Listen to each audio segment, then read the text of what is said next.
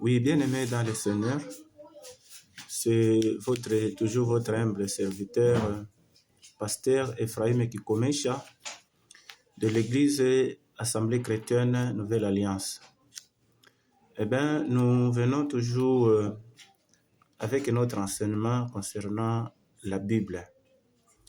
Et l'autre fois, nous avons dit ceci: si vous ne comprenez pas la Bible, d'abord en termes de documents, que vous acceptez d'abord les documents que nous avons aujourd'hui comme Bible, en tout cas, vous aurez vraiment de difficultés dans votre vie chrétienne. Et c'est pourquoi l'autre fois, on avait déjà commencé à parler sur la Bible. Nous avons épinglé beaucoup de points, mais on ne va pas revenir là-dessus. Aujourd'hui, nous parlons d'autres points. Nous allons d'abord définir, pour dire la Bible d'abord c'est quoi. On dit que la Bible, c'est un mot qui vient du grec. Et grec, là, on parle de biblos. Biblos qui veut tout simplement dire le livre.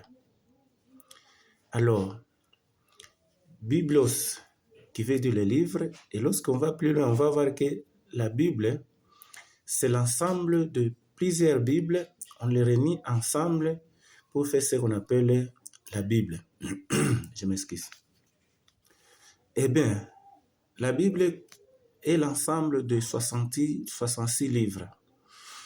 Nous avons 39 livres dans l'Ancien Testament et nous avons aussi 27 livres dans le Nouveau Testament. Et le tout là constitue ce qu'on appelle les 66 livres qui constituent la Bible que nous avons aujourd'hui. Alors, cette Bible a été écrite par qui? Alors, nous rendons compte que l'auteur de la Bible, c'est Dieu lui-même qui est l'auteur de la Bible. Maintenant, Dieu étant invisible, alors Dieu a utilisé différents serviteurs. Alors, la Bible a été écrite par Dieu lui-même et en se servant des hommes.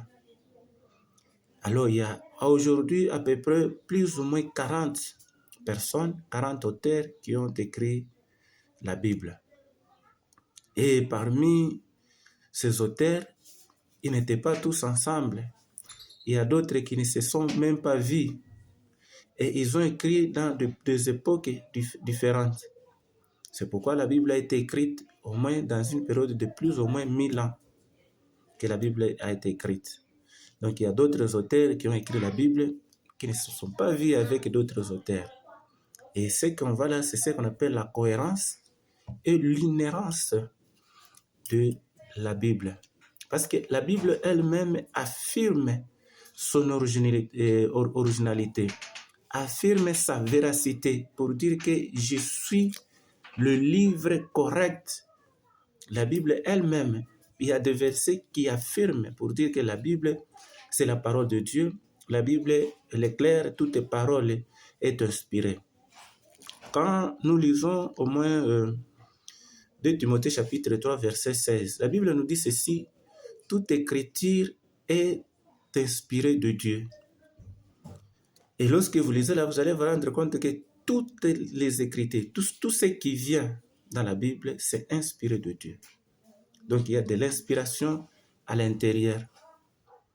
Et la Bible, lorsque nous lisons dans 2 Pierre chapitre 1 verset 21, la Bible nous dit ceci, qu'aucune prophétie de la Bible n'a été dite par l'intention des hommes. C'est poussé par le Saint-Esprit que les hommes ont parlé de la part de Dieu. Et lorsque vous lisez Jérémie chapitre 30 verset 2, vous allez voir que c'est Dieu qui dit: moi je parle, notez, écrivez. Donc la Bible telle qu'elle est là, c'est une parole de Dieu qui a donné aux hommes de les écrire à sa place pour former ce qu'on appelle aujourd'hui la continuité, donc l'ensemble de la Bible.